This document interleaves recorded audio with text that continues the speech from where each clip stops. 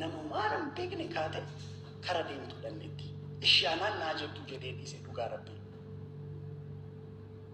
Ani ishaanaan ችግር የለውም. Ani nama dhuunfaa nama tokko ችግር የለም. እሺ naa arrabsitu ችግር የለም. በቃ nan jaalattu ችግር የለም jedhee dhiisee tuffadhee laayikii fi isaa ta'uu nama akka ishee arguu fedhen. Har'a gaafa namni natti kan bira waa'ee maatii qofaa dubbatti bara.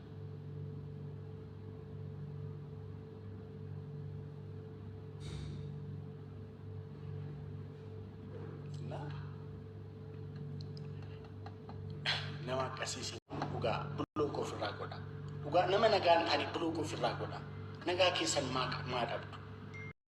Asirratti baruu dandeessu simeera. Okay. Akkaawuntii gosa lammataa irratti. Haga asaametti immoo mucaan kun dhiisee baqataani.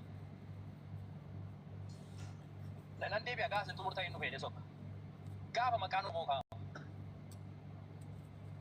So ani akkasii ana baluu Oromooti yoo sodaa. Ika na caqasi obboleessa keetuu yoo ta'e dhugaarratti gargaari malee dharaarratti ragaa hin bahin. Raajeen uummata kana hin gargaarren gaafii biraati. Raajeen maatii karaa deemtuutirraa dhalateen waan biraati. Si galaa miti haadhaaf abbaa dhabu mucaan kuni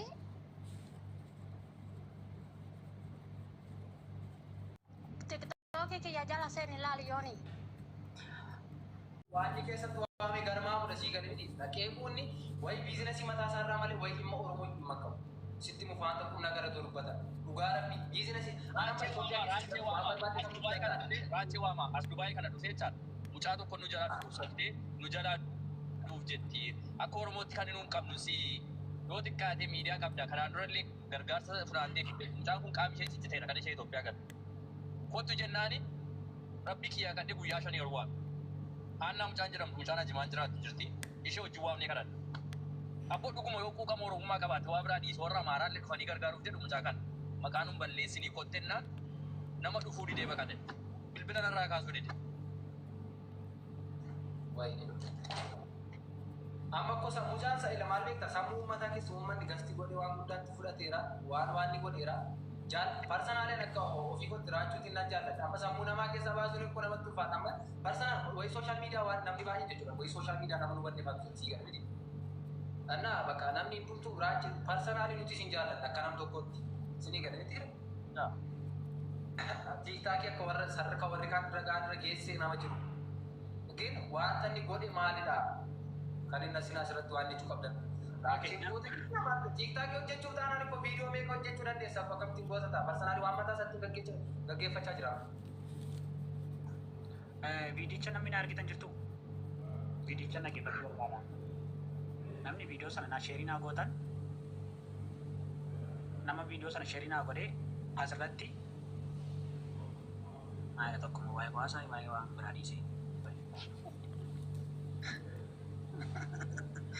Tani sini ada mana itu kan mana ada lima kolfu kamu serius muda ini anak bisa harga di kalau ayahnya bisa oke anak mah account itu stoko nih saya nenjera video san amma sin lagi paci sana mi kabdan account itu salah matarat na harga kami video sana kabajetan account itu lama parat na harga तो ये मर्द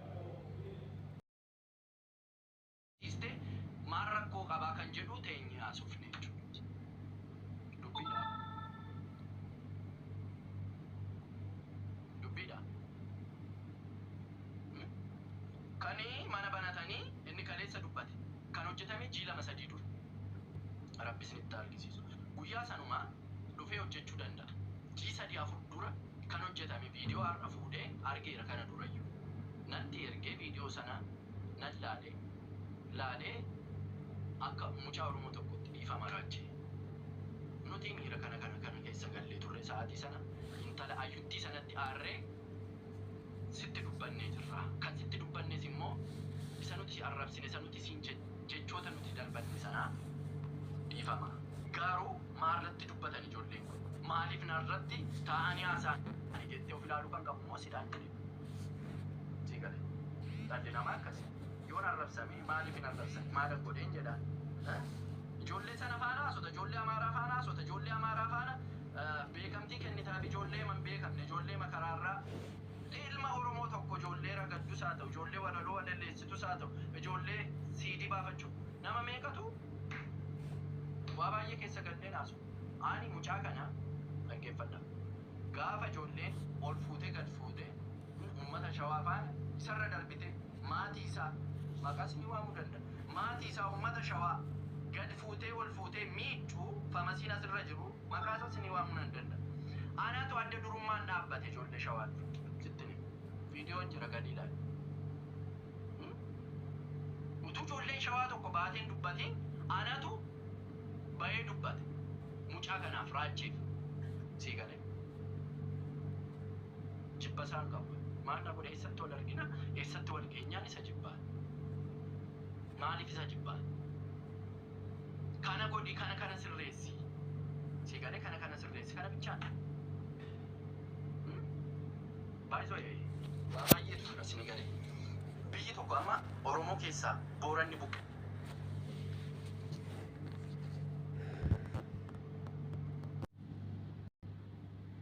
Battee jirti. Isheerra darbitanii amma maatii ishee arrabsitanii isheerra darbitanii amma durbii ilma Oromooti lamaan tokkumanaaf dhiiga kooti lamaan ishee sii galee. Silaa utuun irra jiraate asliin balleessinaanin aslii arrabsa malee ani raachuu jaalladhee aslii jibbee miti. Dhugaa waaqa sitti. Afaan kun hin arrabsa malee tokkuma ija tokko ilaala ijoollee kan. Haasaa malee dhaggeeffadhu. Jidduu haasaa malee ijoolleen na hordoftu ijoolleen na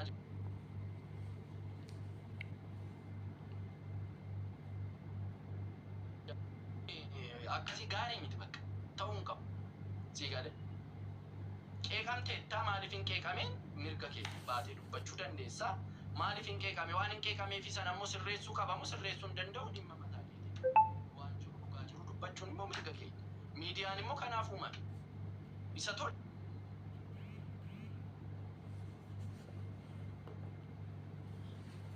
Ishoo isa balleessee immoo inni qabuun waanuma jiru. Waan haaraa miti. Kanaaf iyyuu Sooreenis intaluma Oromooti. Waan barbaaddan jettan dhiistan. Innis raacheenis ilmuma Oromooti. Sii galee namni wal asfaraarra'u tokko hin jiru. Namni wal asfaraarra'u, namni wal hiisisee nama isa kana hiisisee ofiisaa nagaan ta'u tasuma dhalatu hin jiru. Biyya sana keessatti. Hin jiru tasuma. Yoo Oromummaa ta'e Oromummaatiin wal kabaju. Waliigallee waliin jiraachuu. Isaan alaa hin jiru. Waa baay'eetu jira. Baasneen dubbannu garuu hin jira waan baay'ee namni sanaan doorsisamu immoo utuun biyya keessa jiraadhe dhugaa Waaqayyo utuun biyya keessa jiraadhe titiisa godha titiisa naa barreessite ta'anillee miseejiin sii barreessi baasee uummatatti argisiisuu danda'a. Isan dhiifama si gaafadhu dhiiste balleesseera dhiifama si gaafadhu dhiisteetu jechoonni ati dhiifama korra darbitee hin jira. Garuu ta'uu hin qabu. Sii galee ta'uu hin qabu. Tigreen hin jiru keessa yookaanis Amaarri hin jiru. Intallis Amaara miti, Sooreenis Amaara miti. Tigree keessas hin qabdu intala Oromoo. Balleessites toltes kan qaxxa'u kan adabu ilmaan Oromooti.